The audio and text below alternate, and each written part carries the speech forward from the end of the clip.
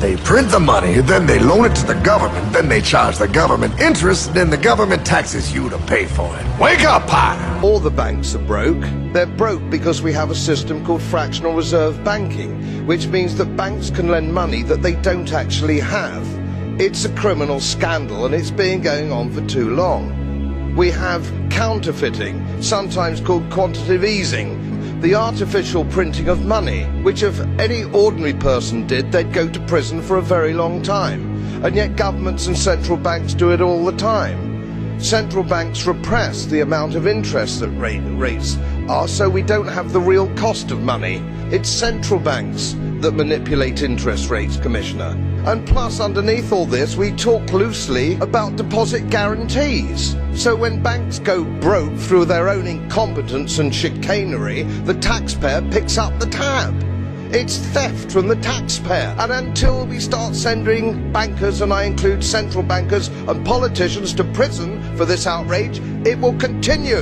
For what was the greatest disappointment, the people handed it to us when I think they were deceived, but when they voted down the tax limitation plan. I still say that the answer to our problems in this country, even at the national level, is to have a law that says there is a percentage limit of the people's earnings that government cannot go beyond without the consent of the people.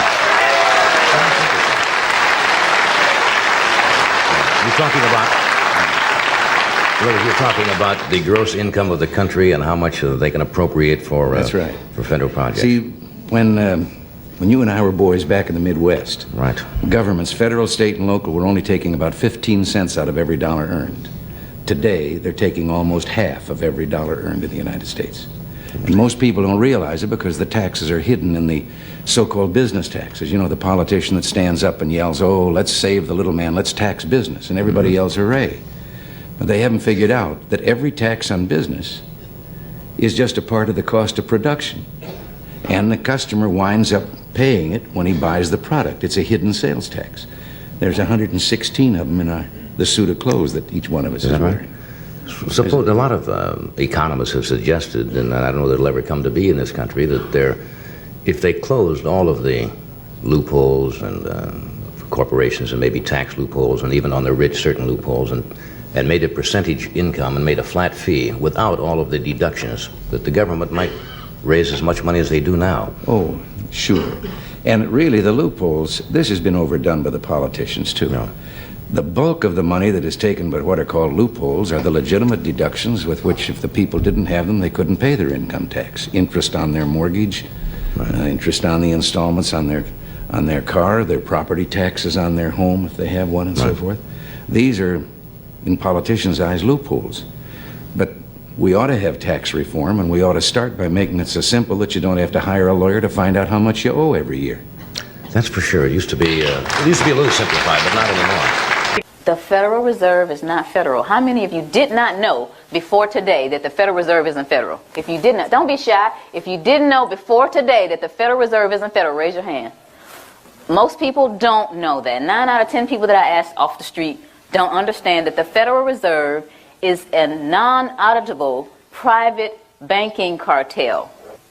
They are collecting $36 million an hour in interest from the American people. $36 million an hour in interest from the American people. My children, my 2 children, were born $86,000 in debt based on the national debt. The very word secrecy is repugnant in a free and open society. And we are, as a people, inherently and historically opposed to secret society, to secret oaths, and to secret proceedings. For we are opposed around the world by a monolithic and ruthless conspiracy that relies primarily on covert means for expanding its sphere of influence, on infiltration instead of invasion, on subversion instead of elections, on intimidation instead of free choice. It is a system which has conscripted vast human and material resources into the building of a tightly knit, highly efficient machine that combines military, diplomatic, intelligence, economic, scientific, and political operations. Its preparations are concealed, not published. Its mistakes are buried, not headlined. Its dissenters are silenced, not praised. No expenditure is questioned, no rumor is printed, no secret is revealed. That is why the Athenian lawmaker Solon decreed it a crime for any citizen to shrink from controversy. But I am asking your help in the tremendous task of informing and alerting the American people, confident that with your help, man will be what he was born to be, free and independent. The Federal Reserve Act was passed in 1913. Only one president took action against it. President John F. Kennedy declared the to-close Rothschild Federal Reserve Bank. On June 4, 1963, Executive Order Number 11,110 was signed with the authority to strip the Rothschild Bank of its power to lend money to the United States government with interest.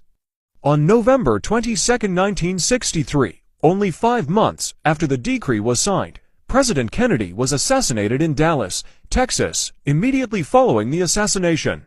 U.S. silver certificates mandated by the decree were taken out of circulation, and the original notes issued by the Federal Reserve remained the only currency of the United States of America. After extensive research and investigation through the Federal Register and the Library of Congress, it is concluded that Kennedy's executive order has never been repealed or amended. President Kennedy has been shot in Dallas, Texas. He was shot while he was touring the town with Governor Connally in the famous bubble car. The bubble was down. Both Mrs. Kennedy and Mrs. Connally were in the car with them. 3 shots rang out, and the president slumped forward, and Governor Connally remained seated upright. So far, the latest word is that they are still alive. Mrs. Kennedy, as soon as the president slumped forward, she grabbed him, she cradled him in her arms, and she said, "Oh no," and tried to hold up his head. From Dallas, Texas, the flash, apparently official, President Kennedy died at 1 p.m. Central Standard Time, 2 o'clock Eastern Standard Time, some 38 minutes ago. I'm not satisfied until every American enjoys his full constitutional rights.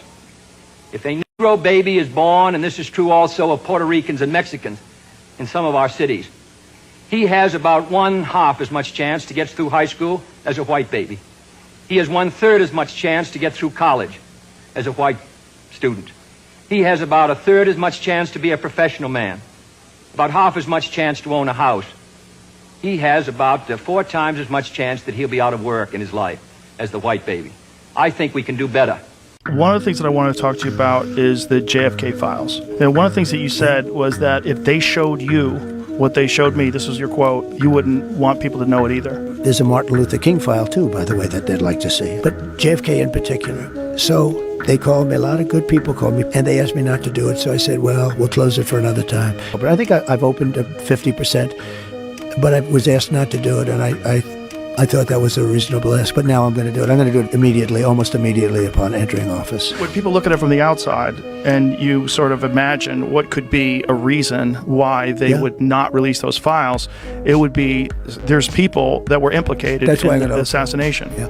Well, when there are living people, you generally tend not to want to do it. When people are still living. Living people that formerly worked for the government.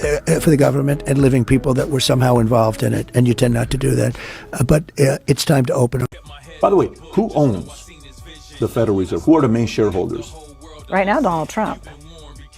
But that's post-legislation. That's decision maker. That's decision. I'm talking about okay.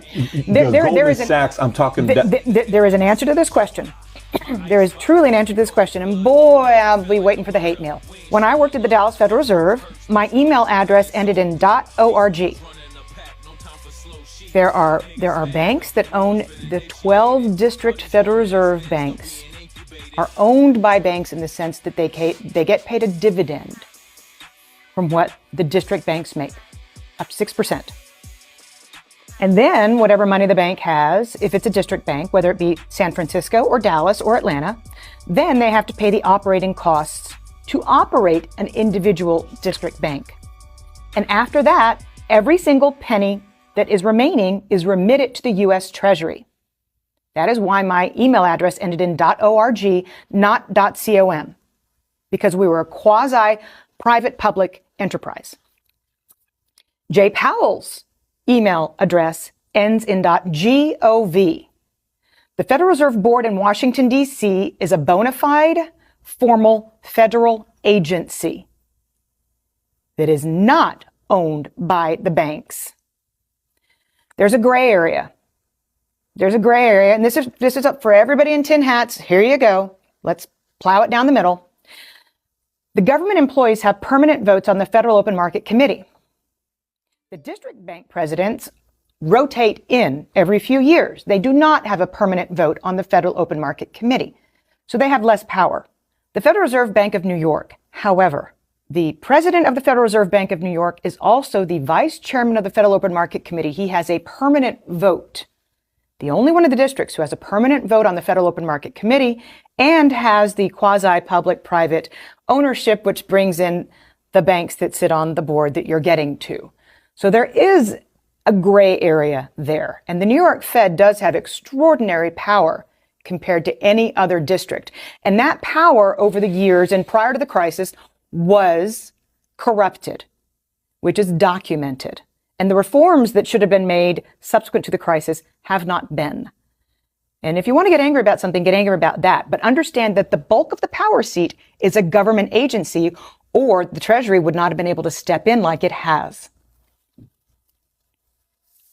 1933 is when they started monetizing us and pledging us as collateral for the debt. Now, to register, the word register means to abandon. Yeah. And when you register a car or a berth or a house, you're giving it to the government. You're giving your legal title to the government.